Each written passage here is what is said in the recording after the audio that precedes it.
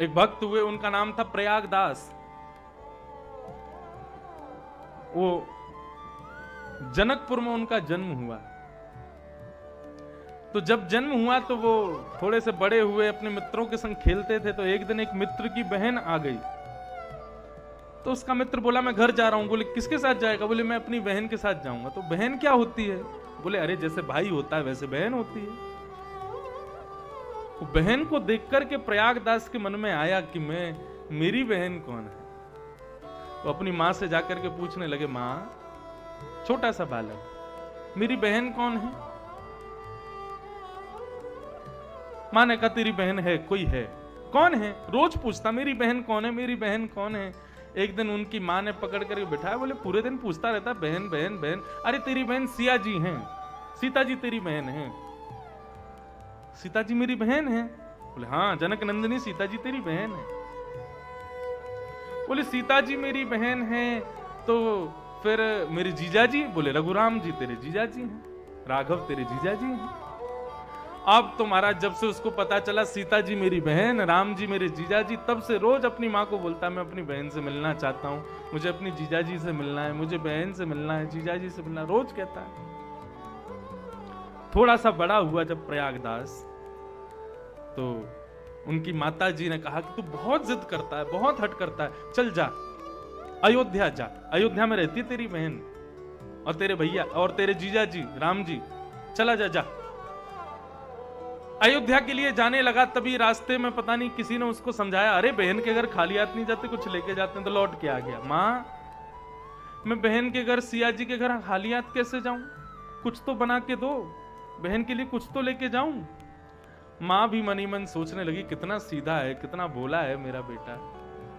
उन्होंने लड्डू बनाए, लड्डू बना करके एक पात्र में देती। बोले ले ले जा, और तेरी बहन मिले तो उनको दे देना, और कह देना कि माँ बहुत याद करती है, कभी मिलने आओ। ऐसी सहज भाव में कह दिया। प्रयागदास साधन पाकर के सीधा अयोध्या को निकल गए। अयोध्या में पहुंचे और अयोध्या में जाकर के घर घर जाकर के पूछते हैं सिया जी कहाँ हैं, मेरे जीजा जी राम जी कहाँ हैं।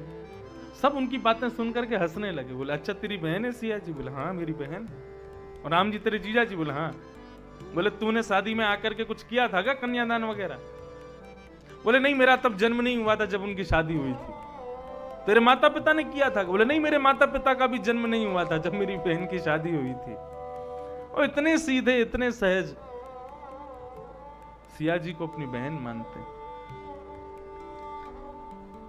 सब हंस रहे थे उनकी बातों पर। 2 दिन हो गए अयोध्या में घूमते घूमते एक वृक्ष के नीचे बैठ गए और बैठ के मन में सोचने लगे, बहन ये कैसी नगरी तेरी? दुनिया के भाई अपनी बहन के यहाँ जाते हैं, बहन उनके लिए 56 भोग बनाती है, उनकी पूरी खातिरदारी करती है, मेरे भाई आ रहे होंगे। तू कैसी बहन है और ये तेरा कैसा ससुराल?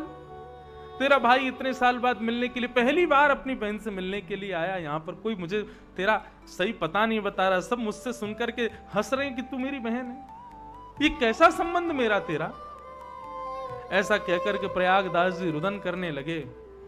तभी उनको वन में दिखा, सामने से एक श्वेत हाथी आ रहा है, सफेद हाथी, और उस सफेद हाथी के ऊपर स्वर्ण जटित सिंहासन है, और स्वर्ण जटित सिंहासन पर रघुराम जी और सीता जी बैठे हुए उसके पास आ रहे हैं, उसके समीप आ रहे हैं।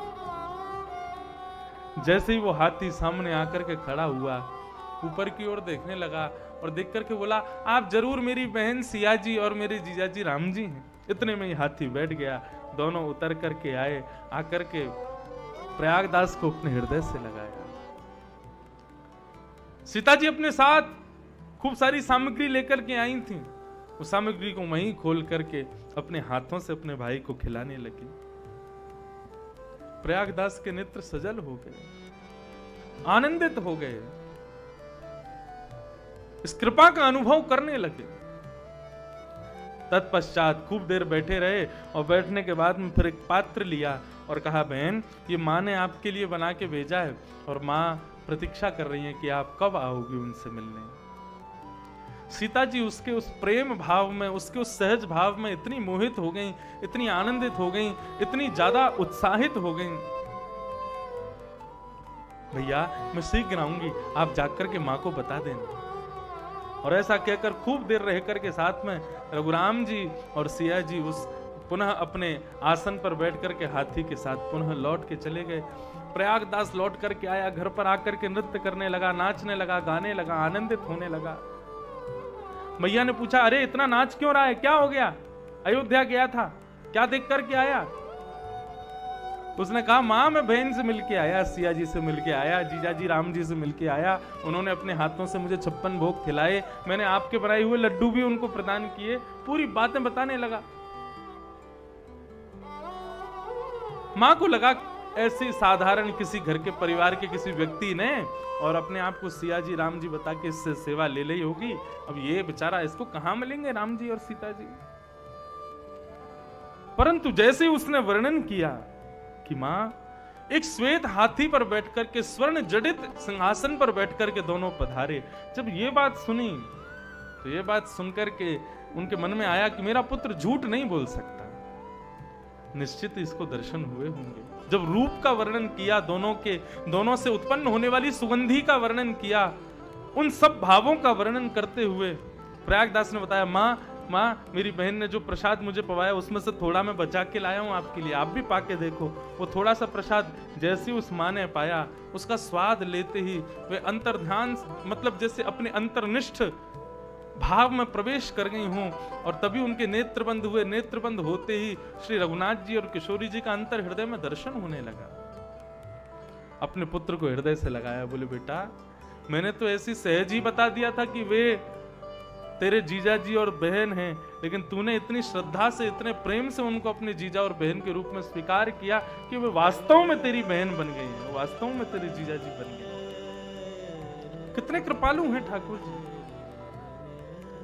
भागवत का यही उद्देश्य है, यहां आने वाले, इसको श्रवण करने वाले व्यक्ति के हृदय में ठाकुर जी के प्रति संबंध प्रकट हो।